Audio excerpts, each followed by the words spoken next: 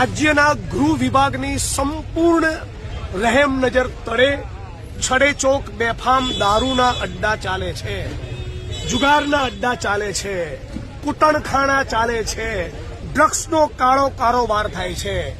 મેં થરાદના ઢીમામાં મહિલાઓએ કરેલી ફરિયાદના પગલે પોલીસ સ્ટેશન ગયો હતો।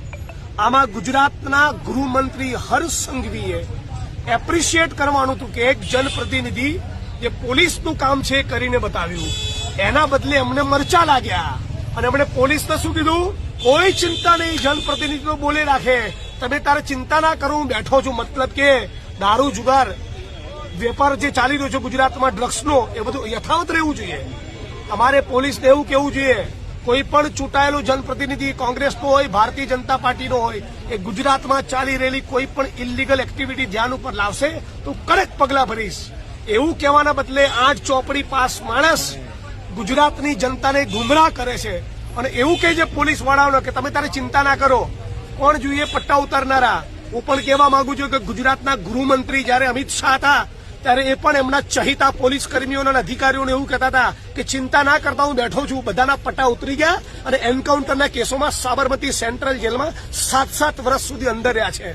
જે પોલીસ કોન્સ્ટેબલો, જે હેડ કોન્સ્ટેબલો, જે પીએસઆઈ, જે પીઆઈ અને રડ્યા ખડ્યા 2-4 નોન કરપ્ટ ઇન્ટેગ્રિટી વાળા સ્પાઇન વાળા આઈપીએસ અધિકારીઓ છે, એમના પરસેવા, એમની મહેનત, એમની નિષ્ઠાને હું સલામ કરું છું। પણ જે ભ્રષ્ટ છે એ તો જેલના સળિયા પાછળ જવા જ જોઈએ, એમના પટ્ટા ઉતરવા જ જોઈએ। અને ગુજરાતના ગૃહમંત્રીને પણ કહેવા માંગુ છું કે તમારામાં બહુ પાણી હોય તો અત્યારે અંબાજીના ધામ પરથી બોલું છું। આજે પણ લોકોએ ફરિયાદ કરી કે હિન્દુઓની આસ્થાઓનું પ્રતીક એવું અંબાજીનું મંદિર, એના 2 કિલોમીટરના રેડિયસમાં અહીંયા પણ રાત દિવસ છડેચોક દારૂના અડ્ડા ચાલે છે। દ્વારકા, સોમનાથ, સાળંગપુર, હનુમાન, ડાકોર, વડતાલ સ્વામિનારાયણ સંપ્રદાયનું મંદિર, તમામ હિન્દુ ધર્મના મંદિરો, સ્થાનકોની 2 કિલોમીટર 3 કિલોમીટરની ત્રિજ્યામાં દારૂના અડ્ડા ચાલે છે। એટલું જ નહીં, ગુજરાતના ગૃહમંત્રીના વિધાનસભા ક્ષેત્રમાં પણ ચાલે છે।